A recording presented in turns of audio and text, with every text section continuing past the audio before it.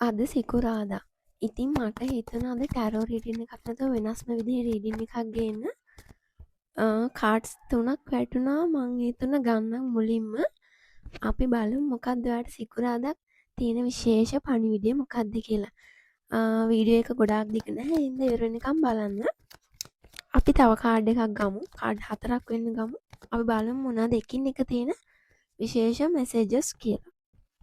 මෙතන මට එක වගේම කාඩ් දෙකක් ලැබුණා. ඉතින් එහෙම කාඩ් දෙකක් එකපාර ලැබෙන එක හරිම විශේෂ අවස්ථාවක්. ඒකෙන් ඔයාලට දෙන පණිවිඩය දෙගුණයක් තදින් අවධාරණය කරනවා. අපි මුලින්ම පළවෙනි කාඩ් එකෙන් පටන් ගමු.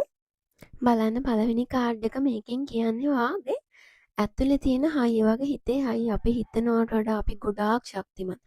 ඔයාලට කවුරු හරි බෑ කිව්වනම් ඔයාව පහත් කළා නම් අන්න ඒ දේවල් අමතක කරන්න. ඔයාගේ වටිනාකම තීරණය කරන්නේ ඔයා මිසක් වෙන කවුරුත් නෙවෙයි.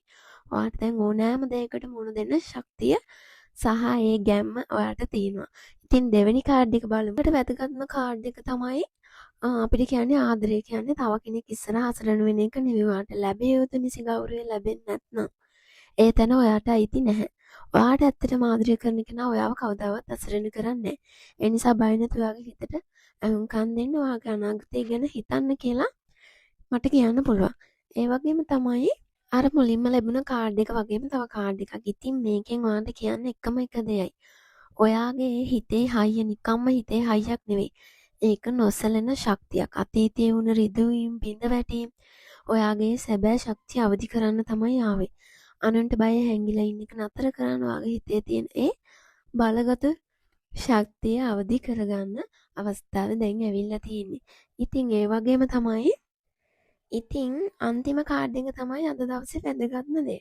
ඔයාගේ හදවත හැම වෙලේම දන්නවා ඔයාට නිවැරදි පාර, හරි පාර මොකක්ද කියලා. ඒ නිසා ලෝකයා කියන පරණ දේවල්, අනුන්ගේ දේවල් පැත්තකට දාලා ඔයාගේ හදවත කියන, හිත කියන ඒ දෙයට විතරක් අහුම්කම් දෙන්න.